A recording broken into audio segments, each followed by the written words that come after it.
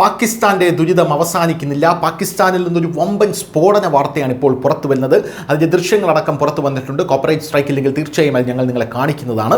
പാകിസ്ഥാനിലെ വടക്കു പടിഞ്ഞാറൻ പ്രവിശ്യയായിട്ടുള്ള ഖൈബർ പഖ്തൂൺഖ്വയിൽ ശനിയാഴ്ച ഒരു ക്രിക്കറ്റ് മത്സരം നടക്കുന്നുണ്ടായിരുന്നു. ഈ ക്രിക്കറ്റ് മത്സരത്തിനിടെയാണ് ഭയാനകരമായിട്ടുള്ളൊരു സ്ഫോടനം നടന്നത്. സംഭവത്തിൽ ഒരാൾ കൊല്ലപ്പെടുകയും കുട്ടികൾ ഉൾപ്പെടെ നിരവധി പേർക്ക് പരിക്കേൽക്കുകയും ചെയ്തു.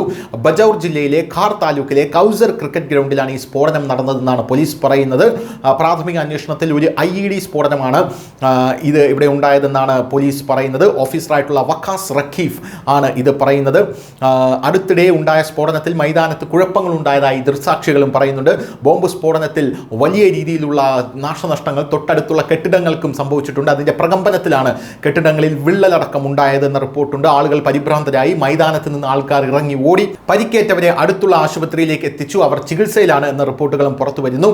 ഈ വടക്കു പടിഞ്ഞാറൻ ഖൈബർ പഖ്തൂൺഖ്വയിൽ ക്രിക്കറ്റ് മത്സരത്തിനിടെ സ്ഫോടനം നടന്ന ഈ സംഭവത്തിൽ പാകിസ്ഥാൻ സമ്പൂർണ്ണമായി വിറങ്ങലിച്ചിരിക്കുകയാണ്.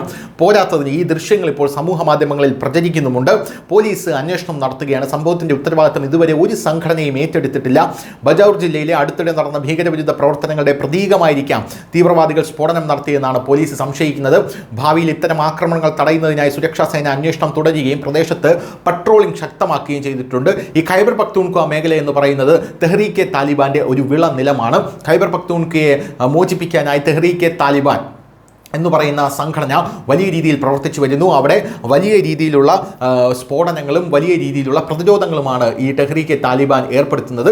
പാക് പട്ടാളക്കാരെ നിഷ്കരുണം കൊന്നു തള്ളുകയാണ് തെഹ്രീക്കെ താലിബാൻ. അതേസമയം തെഹ്രീക്കെ താലിബാൻ ഭീകര സംഘടനയാണെന്നും ഈ ഭീകര സംഘടനയെ പ്രതിരോധിക്കാൻ പാക് പട്ടാളം ധാരാളം കാര്യങ്ങൾ ചെയ്യുന്നുണ്ടെന്നും പാകിസ്ഥാൻ ഗവൺമെൻറ് ഇതിനോടകം തന്നെ അറിയിച്ചിട്ടുണ്ട്. ബലൂചിസ്ഥാനിൽ ബലൂചിസ്ഥാൻ ലിബറേഷൻ ആർമി അവിടെ വലിയ രീതിയിൽ പ്രക്ഷോഭങ്ങൾ സൃഷ്ടിക്കുന്നു. എന്നാൽ ഇപ്പോഴിവിടെ തെഹ്രീക്കെ താലിബാനാണോ ഈ സ്ഫോടനത്തിന് പിന്നിലെന്നാണ് ഇപ്പോൾ പല ആൾക്കാരും അന്വേഷിക്കുന്നത്.